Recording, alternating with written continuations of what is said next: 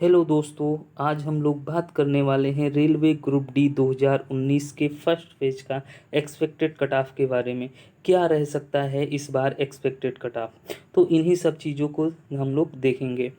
और इस बार cut off जो है वो 2018 के कंपैरिजन में लो कट ऑफ जाएगा, थोड़ा सा कट ऑफ उससे कम ही रहेगा। उसके बहुत सारे फैक्टर हैं, बहुत सारे रीजन हैं, तो उन्हीं सब फैक्टर को हम लोग देखेंगे।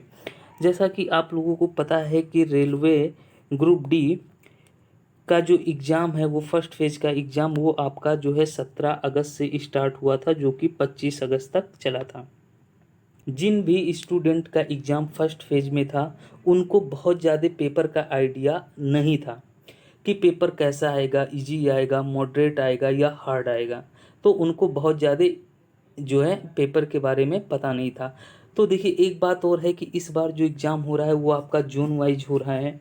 और ऐसा नहीं है कि एक जोन में जितने सारे स्टूडेंट थे उनका एग्ज़ाम एक ही फेज में करवा लिया जा रहा है। तो ऐसा ये नहीं है कि जैसे मान लीजिए कि एक जोन है, पहले क्या था 2018 में कि एक ही जोन का एग्ज़ाम कई सारे फेजों में चल रहा था, लेकिन इस बार ऐसा नहीं है। यानी जो एक जोन के पर्टिकुलर, जैसे जो वेस्टर्न मुंबई जोन के स्टूडेंट हैं, उन सभी का एग्ज़ाम जो है एक ही फेज में करवा लिया गया है।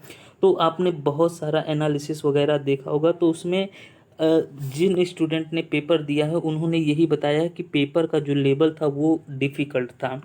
और इस बार अटेंडेंस भी काफ़ी ज़्यादा लो रही है, करीब 50 से 55% जो है अटेंडेंस रही है।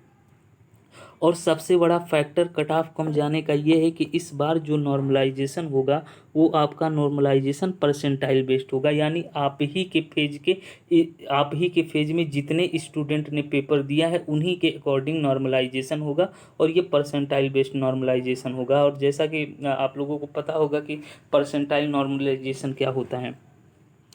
तो पहली बात तो ये है कि जितने सारे स्टूडेंट हैं वो एक ही फेज में एग्ज़ाम देने वाले हैं, तो उनका मल्टीपल फेज में एग्ज़ाम नहीं है, तो इसलिए भी कट ऑफ थोड़ा सा कम जाएगा।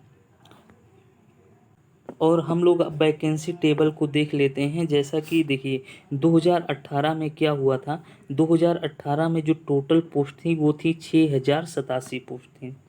और उस समय जो फॉर्म फिल किए गए थे वो करीब 17.5 लाख फॉर्म जो है फिल किए थे। और उस समय जो पर सीट कंपटीशन था वो आपका 289, यानी एक सीट पर 289 बच्चा फाइट कर रहा था। और उस समय अटेंडेंस भी काफ़ी अच्छी थी, करीब 75 से 80% अटेंडेंस थी।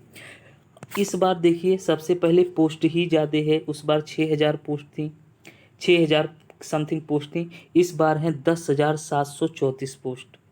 और देखिए, जहां उस टाइम फॉर्म फिल किया गया था 17.5 लाख फॉर्म फिल किए गए थे 2018 में, वहीं 2019 में मात्र 9,92,980 फॉर्म फिल किए गए, यानी 10 लाख भी फॉर्म नहीं है। और इस बार जो पर सीट कंपटीशन है आपका वो है, एक सीट पर केवल 92 बच्चे फाइट कर रहे हैं, और उसमें से केवल केवल 50 से 55% अटेंडेंस है। तो मैक्सिमम अगर जो मैं 55% मान लेता हूँ तो करीब 5,46,139 बच्चे ही फाइट कर रहे हैं।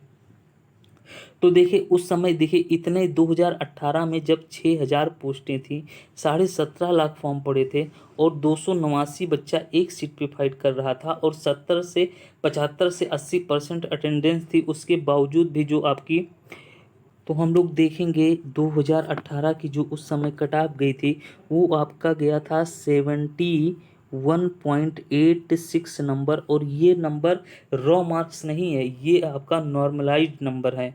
वहीं ओबीसी की बात कर लें तो ओबीसी की मात्र गई थी 66.77%, और वहीं जो है आपकी एससी की 60.85%, और एसटी की जो गई थी 57.85%, ये कट ऑफ रही थी। तो इस बार देखेंगे 2019 का एक्सपेक्टेड कट ऑफ क्या रह सकता है। जैसे कि आपको पता है इस बार पोस्ट भी ज़्यादा हैं, 9,328 पोस्टें हैं।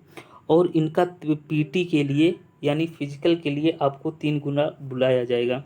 तो 3 गुना अगर जो देखें इस वैकेंसी का, तो होता है 27,984 स्टूडेंट को पीटी के लिए बुलाया जाएगा।